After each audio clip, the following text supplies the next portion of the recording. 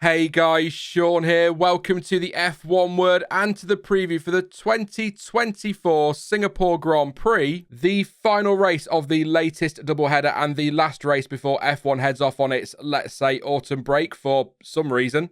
Now, Singapore first joined the World Championship calendar in 2008 as the sport's first ever night race, and 2020 and 2021 aside has been a staple of the schedule ever since. It is, let's face it, visually a stunning race, and although it doesn't always throw up a classic, we have had some memorable races and moments over the years, and hopefully we'll get some more to add to the list come the end of the race on Sunday. But let's crack on with the preview, starting as always with a look at the circuit and then all the usual stats that follow. So last weekend F1 was in Baku, where Oscar Piastri drove brilliantly to take his second career Grand Prix win, but now it is on to Singapore for the 18th round of the 2024 season. A lap of the Marina Bay street circuit is 4.94 kilometres long. If you prefer that in miles, that is 3.07 and is made up of 19 corners, with 62 laps scheduled for Sunday's race, and the race lap record is held by Lewis Hamilton, who posted a 1:35.867 on the new layout last season.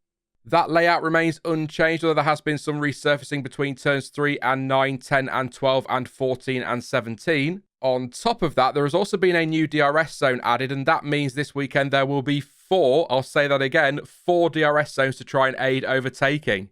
The first of those runs between turns 5 and 7. The second starts just after turn 13 and runs to turn 14. The third and new zone is between turns 14 and 16, the newer part of the layout added last year. And the final zone, perhaps as you'd expect, is down the start-finish straight. Worth a note as well, zones 1 and 4 have their own detection points, but 2 and 3 share the same one. It is another street track, a bit like Baku, where passing isn't impossible, but it is still tough. And so the addition of the 4th zone might give us some more side-by-side action on Sunday. We'll soon find out, of course. But I would say expect most overtaking, if we get any, to happen through the first sequence of corners and on the run to turn 7. And last year, Carlos Sainz ended Red Bull's winning run by holding off Lando Norris and the 2 Mercedes drivers, or 1 Mercedes driver after George Russell crashed on the final lap, to take the win for Ferrari, the only team to win a race last year other than Red Bull, as I'm sure you remember, with Lando Norris and Lewis Hamilton in that order joining him on the podium. And did you know that Sebastian Vettel is the most successful driver at Singapore, having won here in 2011, 2012 and 2013 for Red Bull, as well as in 2015 and 2019 for Ferrari? That is 5 wins at Marina Bay for the German. 5. That is a great stat. And what makes that stat even better is that 5 is also the number of dry tyre compounds across the whole Pirelli range. Oh yes, that's right folks, it is tyre talk time once again. The compounds available for this one then are, for the 3rd race in a row, the softest in the Pirelli range, and so they are the hard C3, the medium C4 and the soft C5.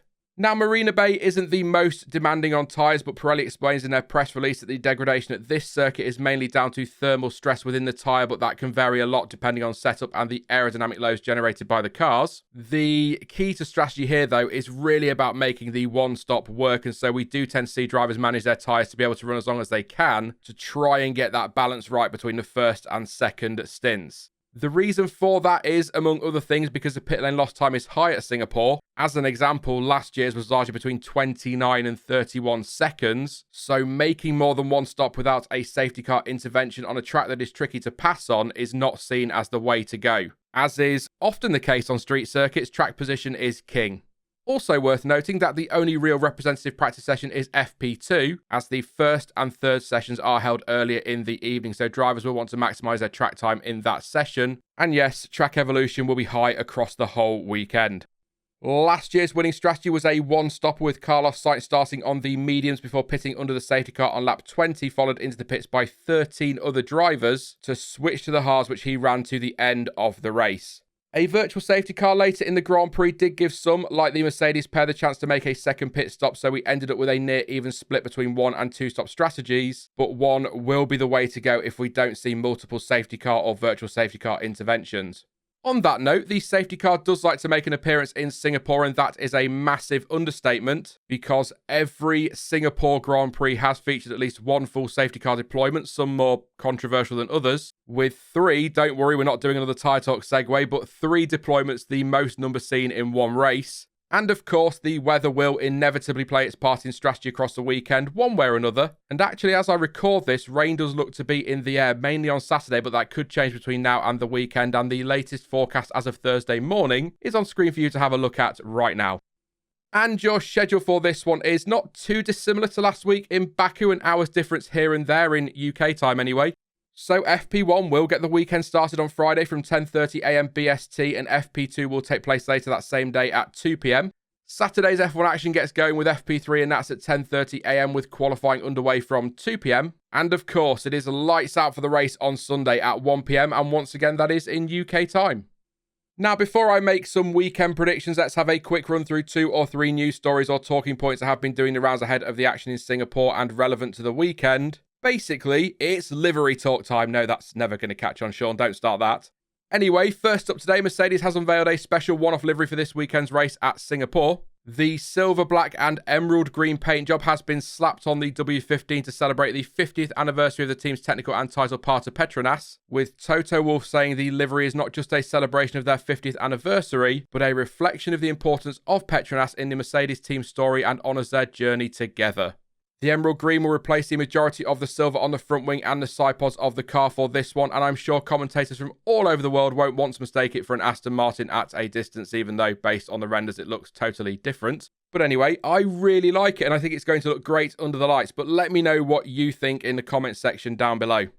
Elsewhere, Red Bull's plans to run a special livery for Singapore and Austin have been ditched. I know I'm as devastated about the news as you are. But why, Sean? What happened? I don't think I can watch the race anymore, I hear you cry, probably. Well, the team explained that the paint used to create the bespoke Rebel Customs design added too much weight to the bodywork of the RB20, and any additional weight compromises performance, and the team are continuing to prioritise making the car as competitive as possible for the remainder of the season.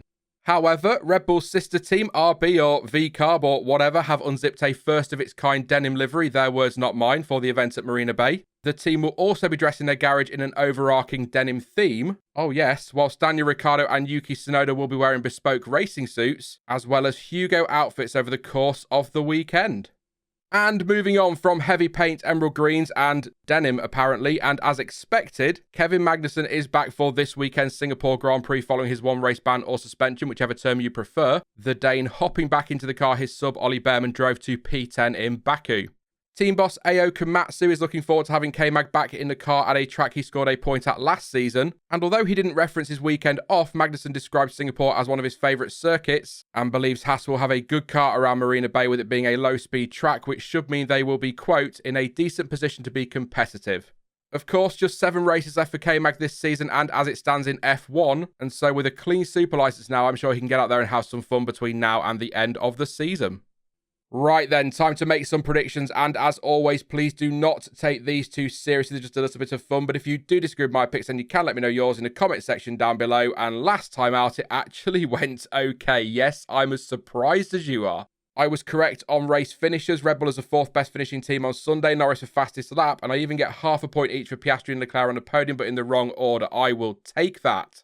This week, we are surely looking at another McLaren versus Ferrari weekend, aren't we? Red Bull were extremely weak here last season despite dominating the rest of the season, and given it's only been a week since Baku, it is unlikely much will have changed on the RB20 to suddenly see them make a big step forward for this one, although pre-crash Sergio Perez had a cracking weekend at Baku, and this is another track he has gone well at in the past, so you never know. But the characteristics of the circuit should suit McLaren, and Ferrari have taken the last 3 pole positions at Singapore and won 2 of the last 3 races at Marina Bay. All of that said, don't count Mercedes out either because they too could be right in the mix. However, I'll stick to my initial thoughts and say McLaren versus Ferrari, so I'll go with Charles Leclerc for another pole position, but also say that it will be another weekend where that doesn't end up with him taking the win on Sunday. I'm going to go with Lando Norris for the win thanks to some clever strategy play, let's say, getting past the Ferrari to take the victory, with Leclerc P2 and Oscar Piastri P3, although I am tempted to swap Piastri and Norris. After all, the Aussie has beaten his teammate in the last 2 races, but I'll stick with that top 3 rather than totally surrendering to my apparent Ferrari and Piastri bias. As for best of the rest, I do want to go with Mercedes as the 4th best finishing team on Sunday, because despite their struggles of late and poor form last year, I just think Red Bull will find something to end up as a top 3 team, even if they don't make it to the podium. So I will go with Merc this time around. And for my bolder picks, which are of course separate to my actual predictions, I'm going with Pierre Gasly for a top 10 finish. He scored at each of the last 2 races in Singapore, so he could do it again on Sunday. I'll say a Q3 appearance for Kevin Magnussen on his return. And yeah, do you know what? Let's say we get a chaotic race, maybe like we saw in 2022, for example, and we get a load of retirements and Valtteri Bottas pinches a point for Sauber as well, their first of the season. That is it then for the Singapore Grand Prix preview, but don't forget you can let me know your thoughts and your predictions ahead of the weekend in the comment section down below. And to catch up on the latest Formula 1 news and reaction, head on over to planetf1.com. Now, I will be back soon with another video, and just a reminder, there won't be a qualifying watch-along on Saturday due to other commitments, but I will be back on Sunday shortly after the checkered flag falls for some race reaction. In the meantime, though, if you did enjoy this one, then please do leave a like to help the channel in its never-ending fight with the YouTube algorithm, and consider subscribing so you don't miss out on any future content. But as ever, thank you for watching. I've been Sean, this has been the F1 Word, and until next time, goodbye.